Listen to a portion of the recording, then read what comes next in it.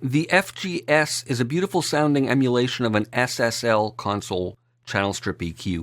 Now this has a little bit more control than the FGN, and I can show you how the controls work, and I'll tell you my sort of aesthetic perceptions of it, and then we'll put it to work. We have on the low end over here, we have a high pass filter just like we do with the FGN, and when it's all the way to the left, it's out, and we can dial it up to 500 here, whereas this one only goes up to 300. Now for the low shelf, it can toggle between a shelf or a bell filter if you press that button, meaning a regular type of peak parametric type of curve rather than a shelf.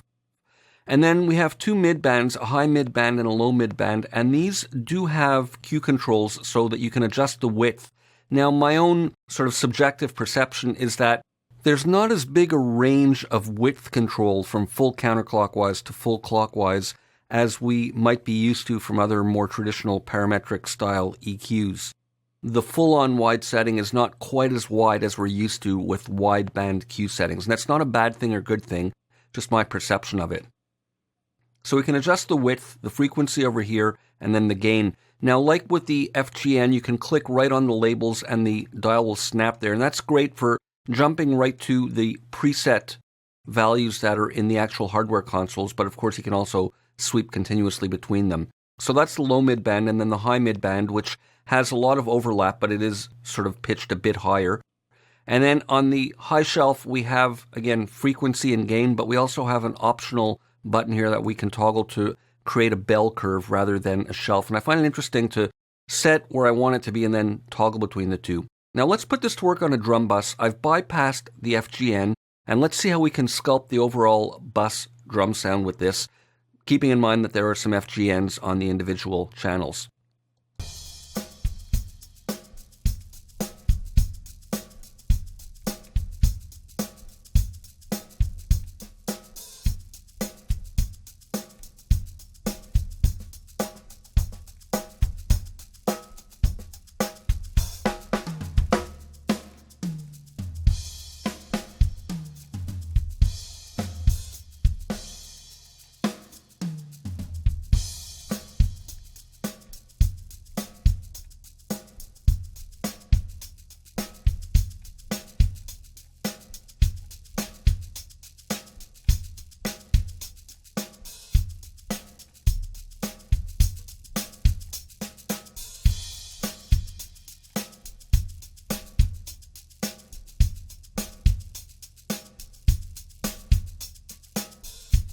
I like it with the bell on top. That way the hi-hat is a little more tamed and under control. So that's some rough settings with the FGS. Let's toggle it with the FGN.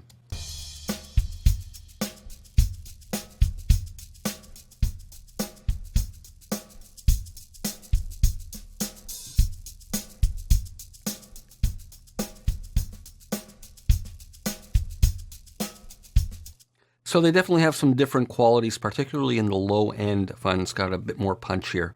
But the beauty with the virtual mix rack is that we can mix and match. Like maybe I like the low end from here, but I like the top end here better. So we can use what we want with each one. I've got a couple of rhythm guitar parts. Here's one of them, and let's see how we can shape it with this.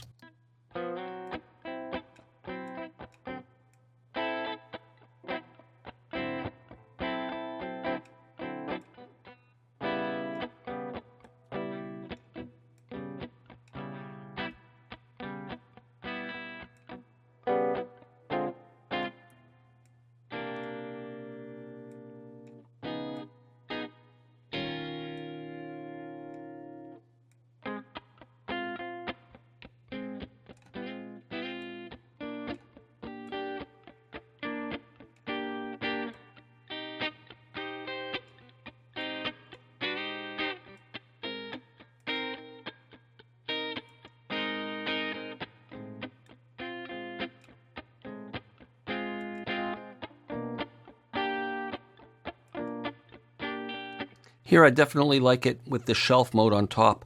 So for this one, I'm really scooping out a lot of the low end. I have a nice bass part happening, so I don't need a lot of low end from there. And taming the mids a bit and boosting on the upper end, and it works nicely. Let's listen to the other guitar part, and we'll adjust that one.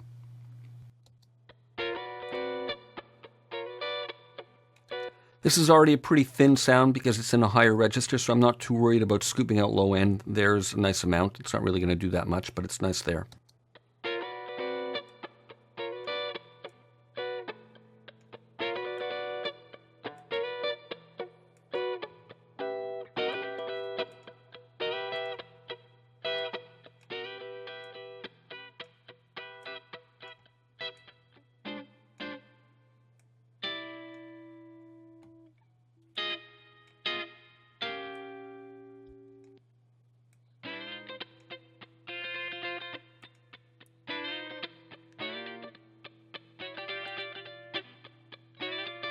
This one sounds smoother in shelf mode rather than bell. So I'm not doing a whole lot here. I'm doing a gentle bit of high-pass filtering here, scooping out a bit of the mids over here, and just a subtle boost right in that nasal range that's nice for rhythm guitars. Let's listen to them both together with them on and off.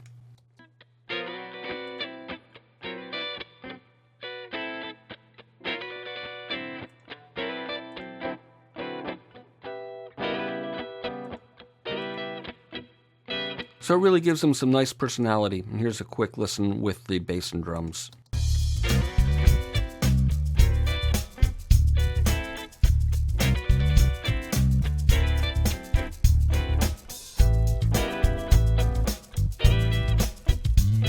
So they really sit a lot nicer in the mix. That's the FGS. See you for more in the next video.